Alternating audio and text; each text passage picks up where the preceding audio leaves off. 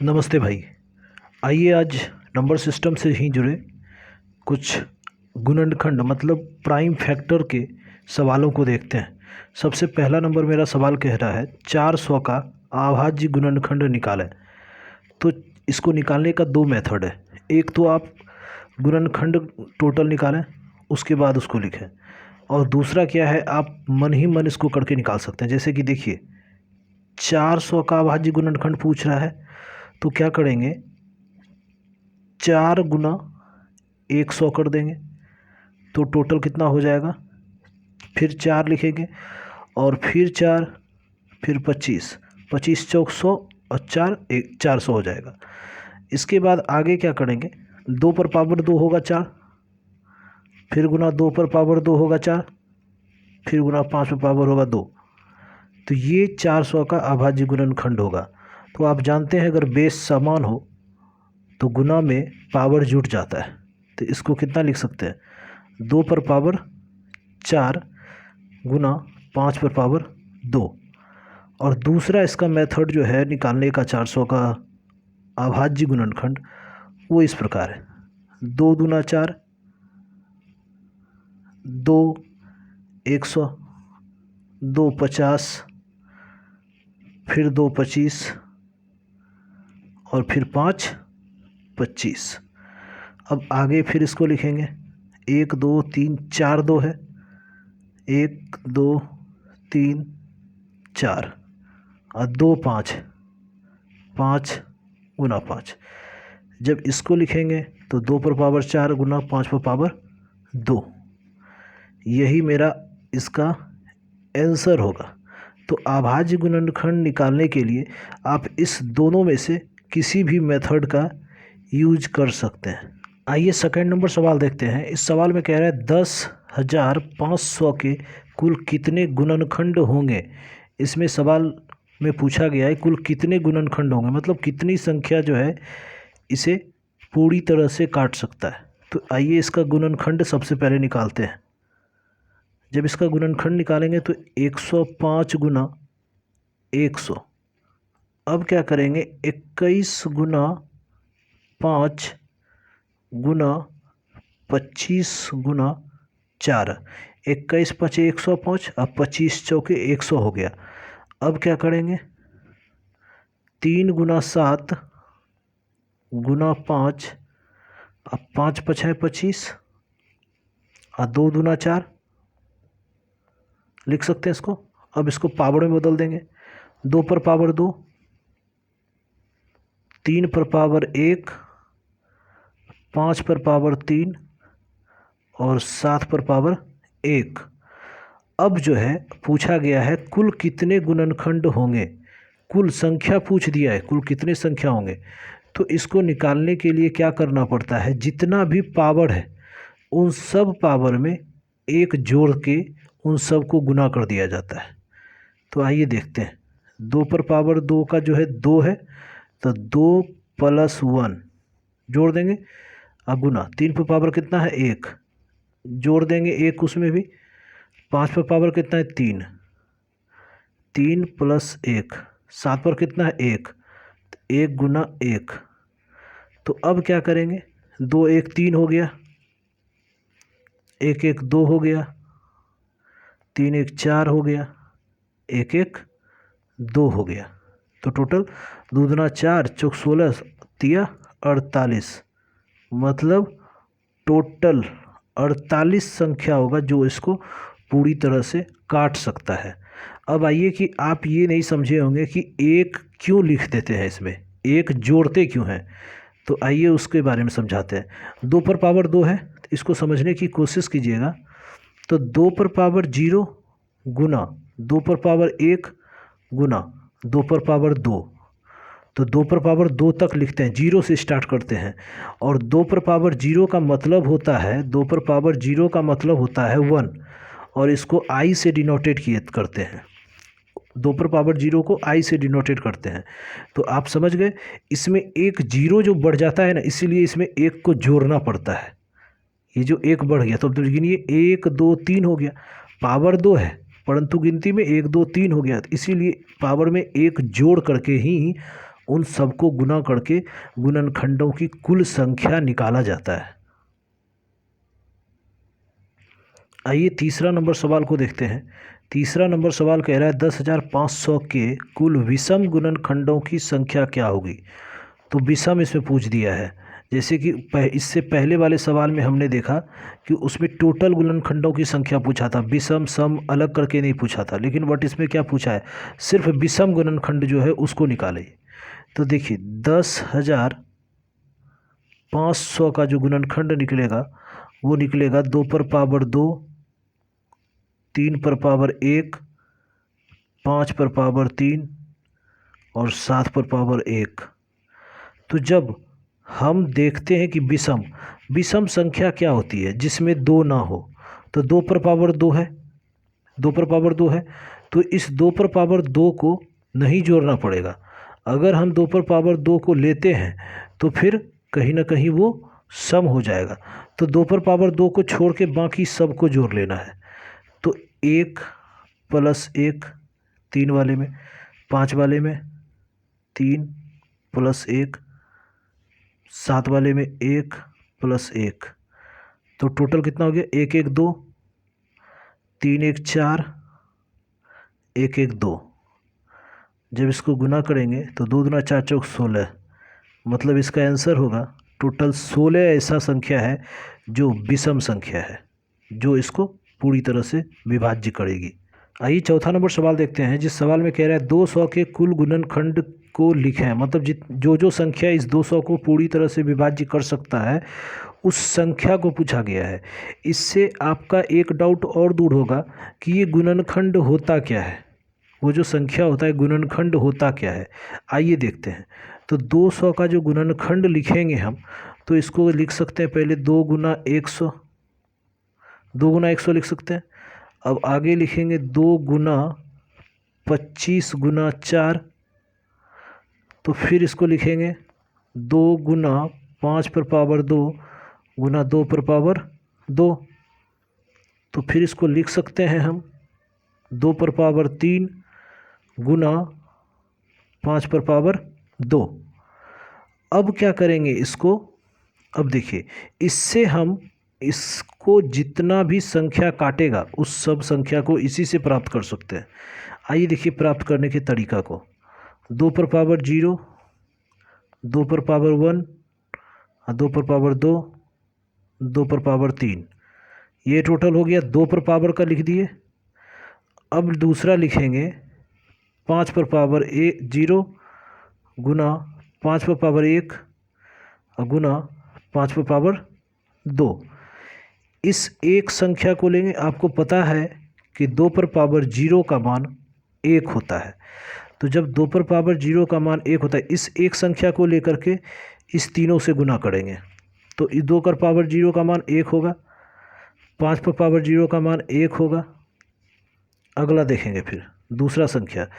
अब 2 पर पावर 0 को 5 पर पावर 1 से गुना करेंगे, 2 पर पावर 0 का मान 1 और 5 पर पावर 1 का मान 5। दूसरा देखेंगे 2 पर पावर 0 को 5 पर पावर 2 से गुना करेंगे, 2 पर पावर 0 का मान क्या होता है 1, 5 पर पावर 2 का मान 25। अब फिर 2 पर पावर 1 को इन तीनों से गुना करेंगे, 2 पर पावर 1 का मतलब 2 हो जाएगा, 5 पर पावर 0 का मान कितना होता है 1 होता है, 2 पर पावर 1 का मान 2, 5 पर पावर 1 का मान 2 गुना 5। अब फिर 2 पर पावर 1, 5 पर पावर 2 है, तो 2 गुना 5 है 25। अब आगे फिर देखेंगे 2 पर पावर 2 है, अब इन तीनों से फिर गुना करेंगे, 2 पर पावर 2 का 2 गुना 4 गुना 5 पर पावर 0 का 1 होगा। अब फिर देखते हैं आगे देखने के लिए 2 गुना 4 गुना 5 करेंगे। फिर दूसरा देखेंगे 2 गुना 4 गुना 5 है 25 लिखेंगे।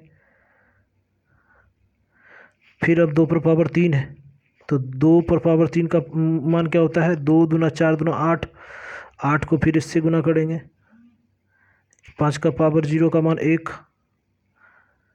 फिर 8 5 पर पावर 1, 8 गुना 5 फिर 2 पर पावर 8, 3 का हो जाएगा 8 और 5 है 25। तो इससे हम इसको पता कर सकते हैं। 1 का गुना 1, 5 से 5, 25, 2, 10, 50, 4, 20, 108, 40, 200। आप देख सकते हैं 1 से भी 200 कटेगा, 5 से भी 200 कटेगा, 25 से भी 200 कटेगा, 2 से भी कटेगा, 10 से भी, 50 से भी कटेगा, 4 से भी कटेगा, 20 से भी कटेगा, 100 से भी कटेगा, 8 से भी कटेगा, 40 से भी कटेगा और 200 अपने आप से भी कटेगा। तो ये 1 2 3 4 5 6 7 8 9 10 11 12 टोटल हो गया। तो आप इसको लिख सकते हैं। टोटल अगर पूछ लेता कि टोटल गुणनखंडों की संख्या कितनी होगी तो उसका आंसर 12 मार सकते हैं। और आप ये निकाल करके मारे। आइए अब यहाँ से पता कर लेते हैं टोटल गुणनखंडों की संख्या कितनी होगी। 2 पर पावर कितना है? 1 है, या 2 नहीं, 2 पर पावर 3 है, 5 पर पावर 2 है। 3 1 4, देखिए यहाँ साइड में देखिए, यहाँ पर देखिए 3 1 4, 2 1 3, 4 तिया 12 और गिन करके भी 12 निकला। समझ गए इस बातों को कैसे निकालते हैं।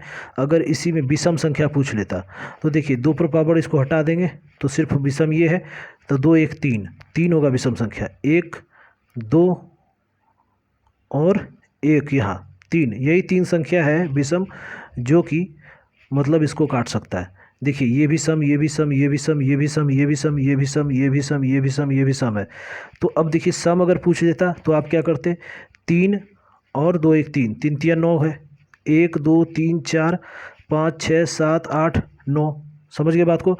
इससे हम सम भी निकाल सकते हैं, इससे विषम भी निकाल सकते हैं। निकालने का यही मेथड है और अभाज्य गुणनखंड से इससे ज़्यादा कोई भी क्वेश्चन एग्जाम में नहीं पूछा जाता है।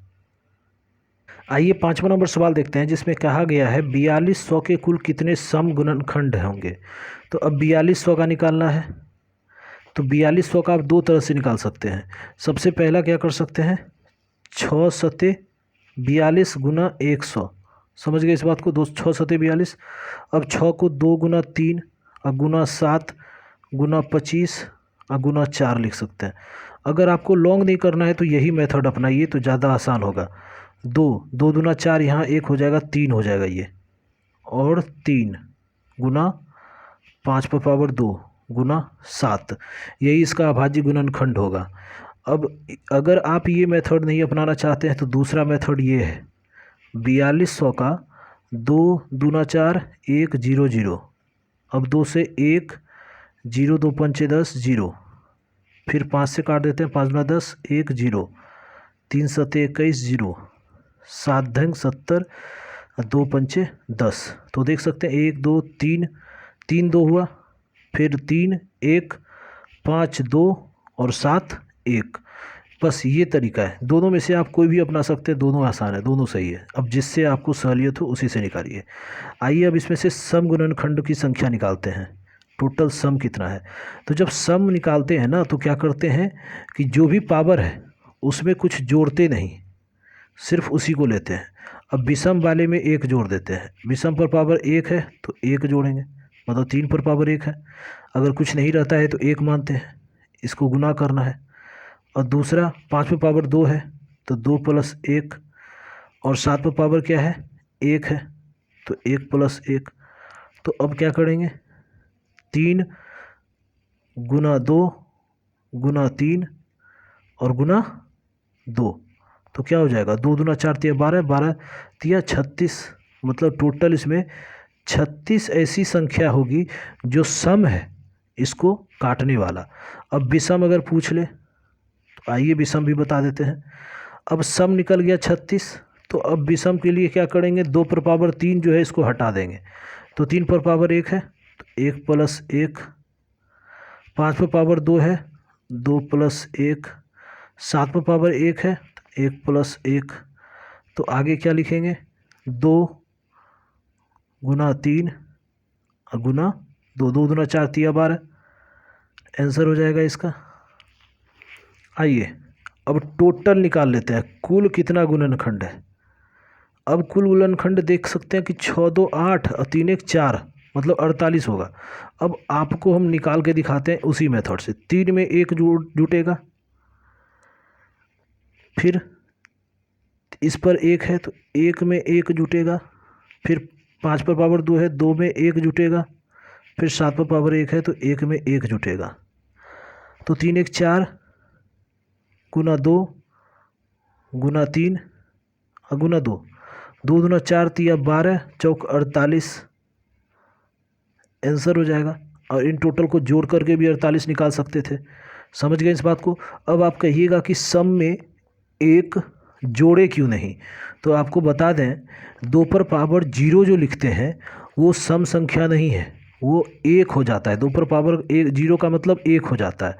तो जो संख्या 2 से कटे या जिसको 2 से गुना कर हो सके वही सम संख्या होगा। जिसमें 2 है तो वो सम संख्या है। तो 2 पर पावर 0 जो है वो 1 है, उसमें सम संख्या है नहीं, इसीलिए इसमें 1 नहीं जोड़े। आइए सवाल नंबर 6 देखते हैं। इसमें कह रहा है 2160 के सभी अभाज्य गुणनखंडों का योग क्या होगा। तो 2160 का सबसे पहले तो जितना अभाज्य गुणनखंड है उसको निकाल लेंगे तो इसका निकलेगा 2 पर पावर 4 गुना 3 पर पावर 3 और गुना 5 पर पावर 1, ये इसका अभाज्य गुणनखंड निकलेगा। अब इसको क्या करेंगे, इसका योग निकालने के लिए कह रहा है तो जो इसका नॉर्मल रूप है इसको नॉर्मल रूप में लिखेंगे। 2 पर पावर 0 प्लस 2 पर पावर 1 प्लस 2 पर पावर 2 प्लस 2 पर पावर 3 प्लस 2 पर पावर 4 तक लिख दिए इसको। अब इसको क्या करेंगे, मल्टीप्लाई करेंगे 3 पर पावर 0 से प्लस 3 पर पावर 1 प्लस 3 पर पावर 2 प्लस 3 पर पावर 3। अब इसको फिर क्या करेंगे, 5 पर पावर जो 1 है अब इससे करेंगे तो 5 पर पावर 0 प्लस 5 पर पावर 1। अब इसको नॉर्मल रूप में तोड़ेंगे। अब जब इसको नॉर्मल रूप में तोड़ते तो 2 पर पावर 0 का मान क्या होता है, 1 होता है। 2 एकम 2, 2 दूना 4, 2 दूना 4 दूना 8, फिर 2 दूना 4 दूना 8 दूना 16। अब आगे देखिए फिर इसका 3 पर पावर 0 का 1, 3 पर पावर 1 का 3, 3 तिया 9 प्लस 3 तिया 9 तिया 27। अब फिर 5 पर पावर 0 का 1 और 5 पर पावर 1 का 5। अब इन सबों को जोड़ देंगे तो इन सबों को 4 2 1 3 7 15 16 31। अब फिर इसको गुना करेंगे इन सब को जोड़ करके, तो इन सब को जोड़ने से 4 13 27 40। अब 5 1 6। अब इसका आंसर लिखेंगे नीचे, ये मेरा आंसर होगा जब इस समों को गुना कर देंगे तो इन सब का गुणनफल क्या होगा, 4 4 तिया 1240 और गुना 6 तो कितना हो जाएगा 0 6 6 चौक 24 के 4 2 6 2 6 दूना 12 2 14 1 6 1 7 7440 इसका आंसर हो जाएगा। धन्यवाद भाई देखने के लिए। कृपया वीडियो को लाइक और शेयर करें और चैनल को सब्सक्राइब जरूर करें।